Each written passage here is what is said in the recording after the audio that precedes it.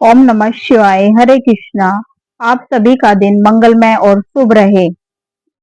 पूर्व समय में प्रयाग में मुनियों के एक महान यज्ञ का आयोजन किया। वहां पर ज्ञान शास्त्र की चर्चा हुई।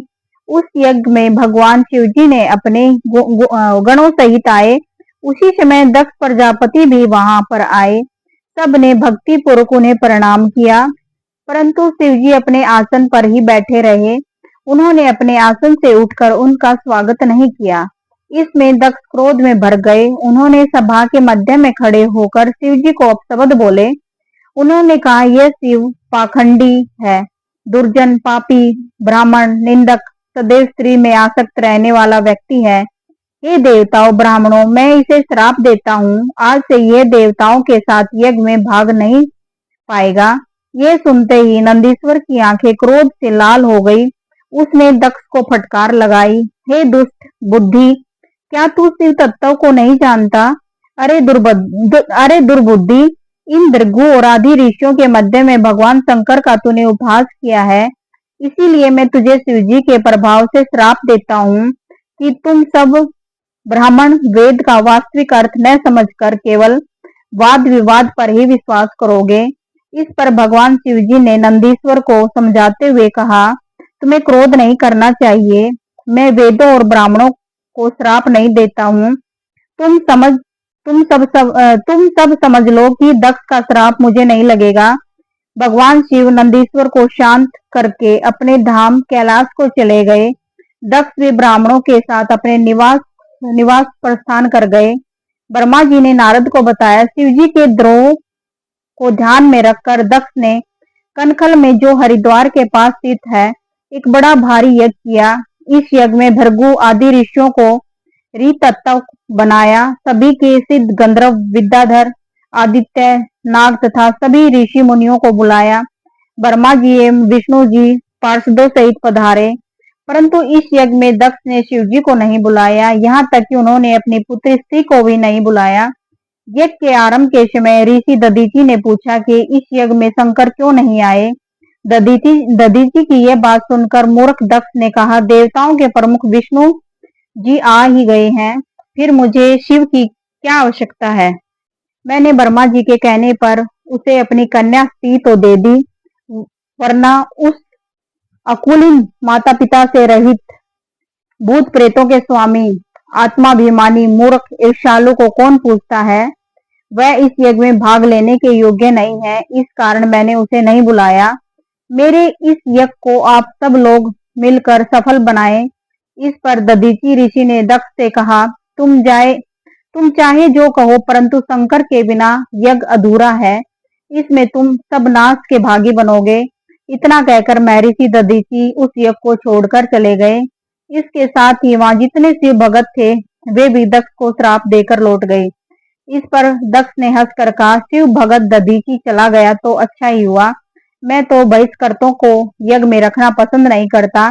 तब शिव की माया से प्रभावित होकर देवताओं ने यज्ञ को आरंभ कर देवताओं की पूजा की।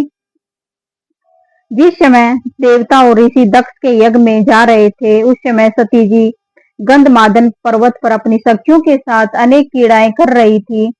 सती जी ने देवताओं और ऋषियों को जाते देखा। तब चंद्रमा रोहिणी से आज्ञा लेकर गए। सती जी की आज्ञा से विजया नामक सखी ने चंद्रमा से सब वृतांत जानकर उनसे कहा। सती ने भगवान शंकर से कहा, हे प्राणेश्वर, मेरे पिता एक बड़ा भारी यज्ञ कर रहे हैं, उसमें आपको क्यों नहीं निमंत्रित किया गया। सब कार्य छोड़कर आप मेरी प्रार्थना पर मेरे साथ पिता के यज्ञ में चलने की कृपा करें, क्योंकि संबंधियों के यहाँ प्रेम बढ़ाने के लिए समय पर उनके पास जाना चाहिए। शिव जी बोले, हे देवी, तुम्हारे पिता दक्ष मुझसे वैर भाव रखते हैं, इसी वजह से उन्होंने तुम्हें भी नहीं बुलाया। परंतु बिना बुलाए कहीं नहीं जाना चाहिए। बिन बुलाए मेहमानों को मरण तुल्य अपमान सहन करना पड़ता है।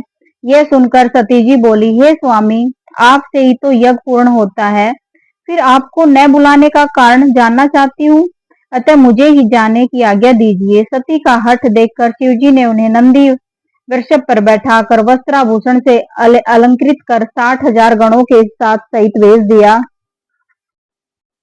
सती जी जब अपने पिता दक्ष के यहाँ पहुंची तो वहां विशाल यज्ञ चल रहा था। सती को आई देखकर उनकी माताएं बहनें ने तो सत्कार किया, परंतु दक्ष और उन अनेक अनुयायियों ने उसका सत्कार नहीं किया। फिर भी सती ने समान भाव से सबको नमस्कार किया और उसने यज्ञ में अपने पति का भाग न देखकर उन्हें महान दुख हुआ और वे अपने पिता से बोली, आपने मेरे पति शंकर भगवान को क्यों नहीं बुलाया, जबकि वे स्वयं यज्ञ स्वरूप हैं। उनके बिना आपने यज्ञ कैसे प्रारंभ कर लिया? क्या आप उन्हें एक साधारण देवता समझते हैं? यह तो उनका घोर अपमान है। ब्रह्मा विष्णु की ओर संकेत करके उनसे पूछा, आप लोग उनके बिना यज्ञ में कैसे चले आए? दक्ष ने क्रोधित होकर कहा, हे पुत्री, तू यहाँ बिना बुलाए क्यों चली आई? अब तू यहाँ रह या चाहे चली जा, तुझसे मेरा कोई संबंध नहीं है। तेरा पति भूत प्रेतों का स्वामी है, जो वेद के अनुसार बहिष्कृत, अकुलीन और अमांगलिक है, इसलिए मैंने तेरे पति को नहीं बुलाया। यह सुनकर सती बोली, जो व्यक्ति भगवान शिव जी की निंदा करता है या सुनता है, दोनों ही नरक के वासी बनते हैं। इतना कहकर सती जी ने अपना शरीर योग द्वारा भस्म कर दिया। जब सती ने योग द्वारा अपना शरीर त्याग दिया तो चारों ओर हाहाकार मच गया। उधर सती के द्वारा अपने प्राण छोड़ते ही उनके साथ आए गणों ने हाथों में शस्त्र उठाकर मारकाट मचाने लगे। जब दिशाओं में प्रलय का दृश्य उपस्थित हो गया, उनके साथ आए 60,000 गणों में से 20,000 तो स्वयं ही शोक में व्याकुल होकर समाप्त हो गए। भृगु ऋषि ने इसके निवारण हेतु आहुतियां प्रदान की। इससे ऋतु नामक बहुत से असुर उत्पन्न हो गए। उन्होंने शंकर के गणों में युद्ध प्रारंभ कर दिया। उन्होंने भगवान शिव के गणों की शक्ति क्षीण कर दी। यह दृश्य देखकर आकाशवाणी हुई, हे मूर्ख दक्ष, तूने बड़ा अनर्थ कर डाला। तूने सवत आई अपनी पुत्री का अपमान कर डाला।